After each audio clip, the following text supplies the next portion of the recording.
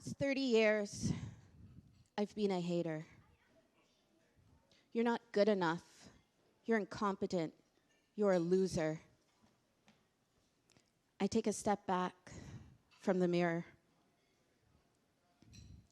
The seeds of my self-loathing were planted at a very young age. There was a time when I had studied for hours and hours for my grade 9 math test. I was a very conscientious student. When I got my grade back of 90%, I felt incredibly proud. I rushed home to show my dad, imagining him saying congratulations, giving me a great big hug. But instead, he said, "Where's the other 10%? Maybe you need a tutor." I could feel my face burn hot and tears swell up in my eyes. In that moment, all of my insecurities, all of my inadequacies rushed to the surface yet again. Over the years, his harsh words became my harsh thoughts. Not only did I internalize them, I magnified them. I distorted them. I measured myself against unrealistic standards of intelligence, of beauty, of perfection that was unattainable, and punished myself when I fell short. My self-hatred was fueled by every fault, real or not. I'm not good enough. I'm incompetent. I'm a loser.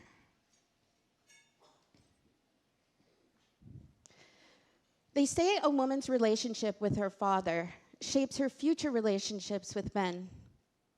Well, my relationship status has been set to "it's complicated" for way too long. The stories that I created as a child profoundly affected my dating life. I looked for my validity, my value, my self-worth in every man I met. And those twisted stories made me feel so insecure about dating that for a while, I didn't even date at all. But I wanted to push through my fears, push through my insecurities. So I challenged myself. I challenged myself to go on 50 dates in 50 days.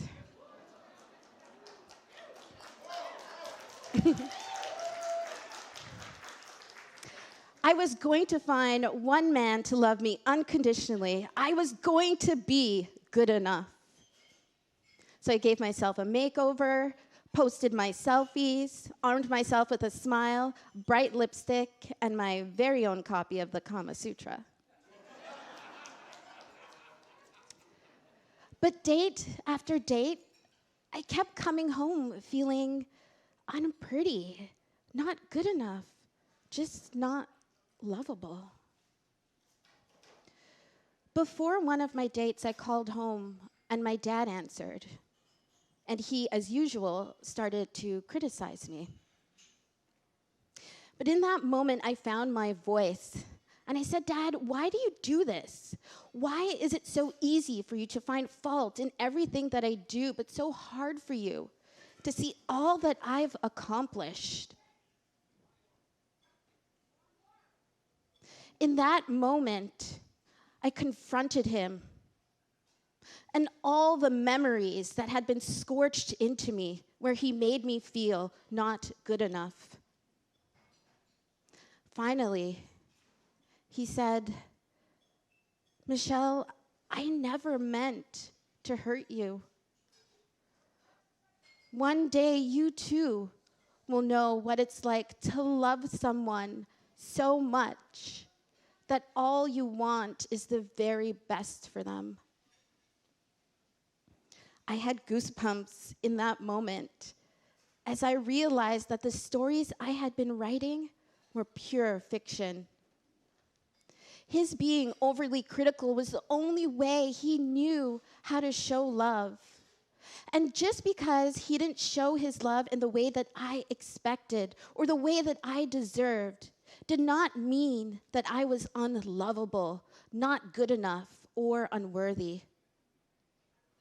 This has been the greatest lesson of my life. Since that realization, I've been able to begin loving and accepting myself on my own terms. I had a new challenge. 50 days of self-love.